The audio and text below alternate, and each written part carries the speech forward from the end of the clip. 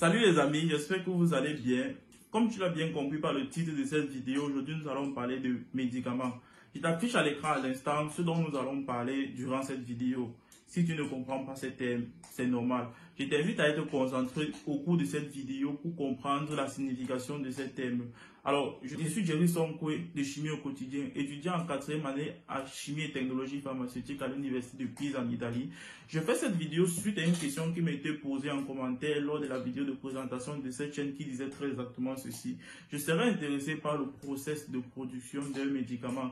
J'ai trouvé cela très intéressant et j'ai décidé de faire une vidéo dessus pour que, afin que vous sachiez par quelle étape sont passés les médicaments que vous trouvez en pharmacie. Je t'invite encore de t'installer confortablement car la suite de la vidéo est chargée de beaucoup d'informations pertinentes dont je pense que tout un chacun devrait être au courant de cela. On se retrouve après le jingle pour plus de détails.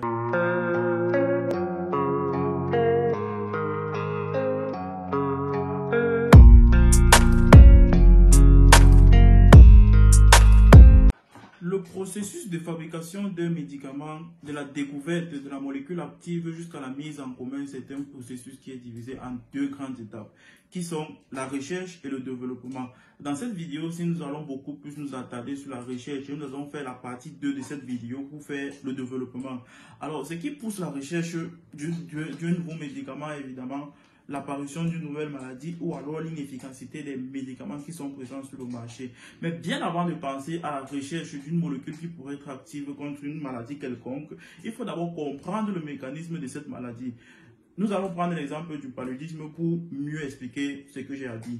Le paludisme est une maladie causée par un parasite qui est le Plasmodium falciparum, qui est sa forme la plus dangereuse et la plus connue de tous, qui se vit dans les régions tropicales et qui a pour agent vecteur la nouvelle femelle.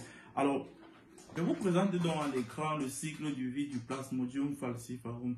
Lorsque l'agent vecteur, c'est-à-dire la nouvelle femelle, se balade et trouve un individu, elle arrive sur l'épiderme de cet individu. Elle aussi, au niveau de ses glandes salivaires, est présent le parasite qui est le Plasmodium falciparum sous forme de sporozoïdes.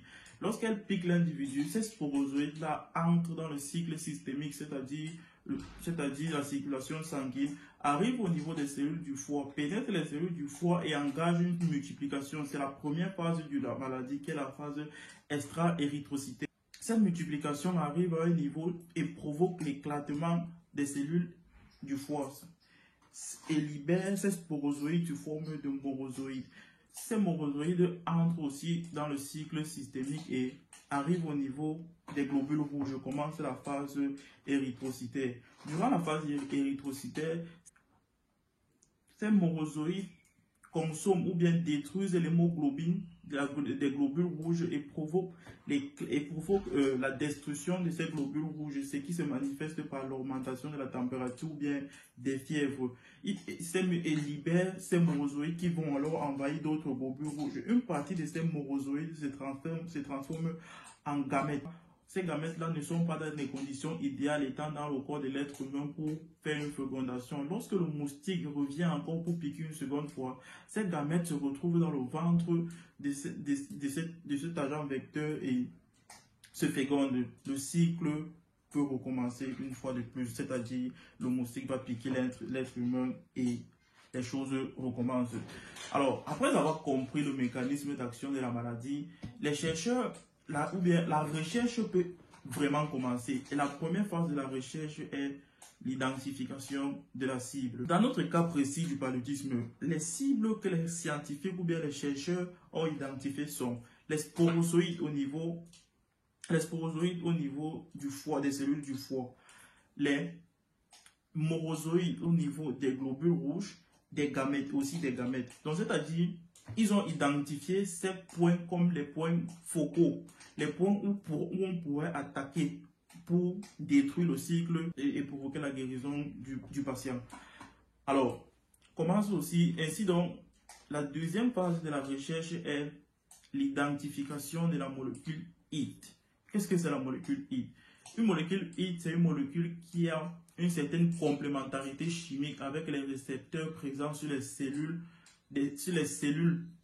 des cibles identifiées. Dans notre cas précis, il faut des molécules. Les molécules IT seront des molécules qui ont une certaine complémentarité chimique, comme j'ai présenté à l'image, une complémentarité chimique avec les récepteurs des cellules, avec les récepteurs des sporozoïdes, par exemple, les récepteurs des morozoïdes ou alors les récepteurs des gamètes présents dans le cycle. Alors, après cette phase, continue la phase de l'identification des molécules lead. Qu'est-ce que c'est une molécule lead? Une molécule lead est une molécule qui a non seulement une affinité chimique avec des récepteurs des cellules cibles, mais aussi une activité biologique ou pharmacologique. C'est-à-dire, et je tiens à préciser, toutes ces étapes se font in vitro, c'est-à-dire hors de l'organisme, que ce soit l'identification des molécules pour voir s'il y a une certaine complémentarité chimique entre les récepteurs ou alors l'identification des molécules lead, c'est-à-dire des molécules qui ont une activité biologique ou pharmacologique. Mais le problème avec les molécules lead, c'est qu'elles peuvent présenter plusieurs problèmes comme une certaine toxicité, une certaine insolubilité. Il peut y avoir plusieurs problèmes. Il y a aussi une dernière étape, une dernière étape de la recherche qui est l'optimisation des molécules lead. C'est-à-dire, on essaie d'optimiser plusieurs molécules qu'on aura sélectionnées qui auront une activité pharmacologique ou biologique, essayant plus ou moins de travailler sur la solubilité, sur la... Il y a plusieurs paramètres, sur lesquels on peut travailler lors de l'optimisation de la molécule lead. Alors, après avoir optimisé la molécule lead, ainsi termine la phase de recherche aussi en même temps cette vidéo-ci. Alors, si tu as aimé cette vidéo, je t'invite à liker, à t'abonner et à partager. Et à commenter aussi si tu as des suggestions, des questions ou bien quelque chose à ajouter sur ce que j'ai dit.